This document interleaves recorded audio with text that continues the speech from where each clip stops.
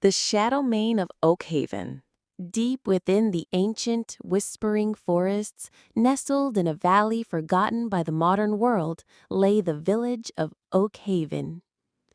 Here, time moved at the pace of the seasons, and traditions, as old as the gnarled oaks surrounding them, were the very bedrock of life. The villagers lived in a fragile harmony with nature, respecting its immense power. Yet a subtle, unsettling unease had begun to ripple through their quiet lives.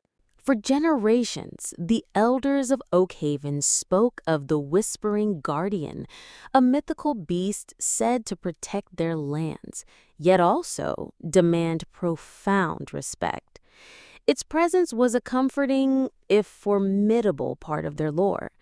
But recently, the familiar sounds of the forest had shifted. A deeper, more guttural roar, unlike anything they had ever heard, occasionally echoed through the valley, sending shivers of dread down the spines of even the bravest villagers. The first tangible sign of trouble was the missing livestock. A sturdy goat vanished from its pen, then a prized cow, both without a trace, leaving behind only disturbed earth and a lingering, musky scent that was alien to the village.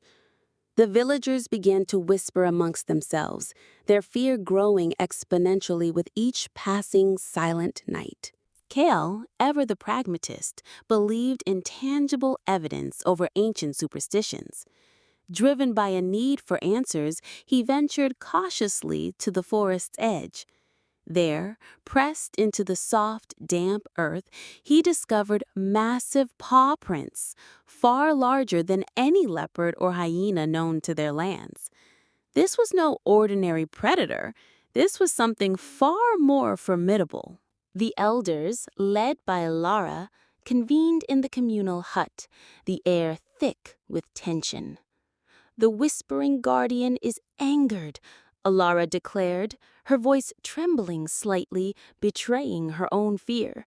"We must offer appeasements, return to the purest of old ways, and pray for its mercy to spare us." Kale, however, stood his ground, advocating for immediate, decisive action.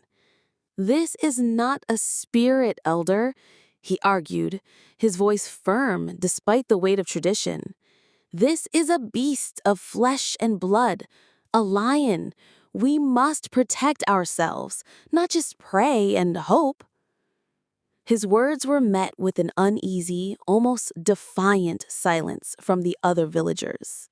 That night, the roar was closer than ever before, a thunderous sound that shook the very foundations of their homes and rattled their hearts.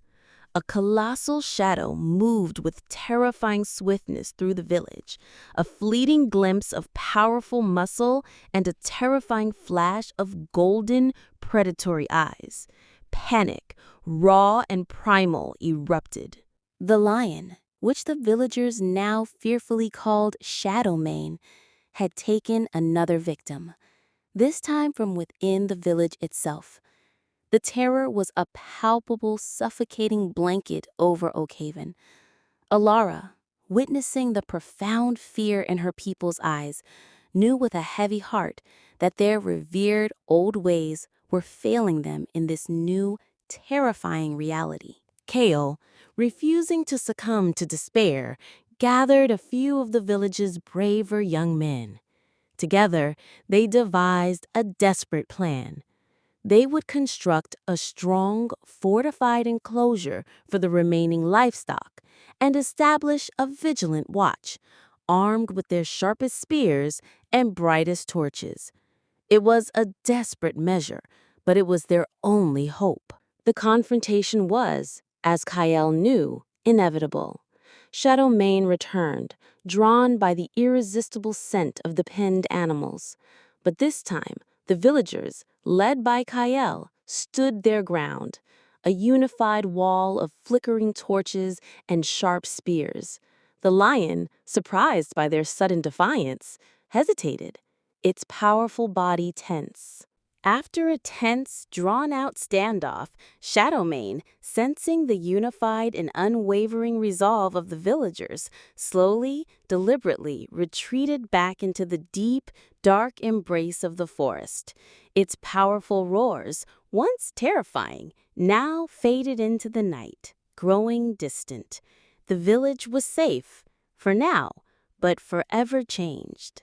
Oakhaven had learned a hard, unforgettable lesson. While respecting tradition was vital, a deep and enduring part of their identity, adapting to new, unforeseen threats with courage, practicality, and unity was equally, if not more, important. They had faced their deepest fear, not with appeasement, but with collective action, understanding that true wisdom lay in the delicate, powerful balance between honoring the old and embracing the new.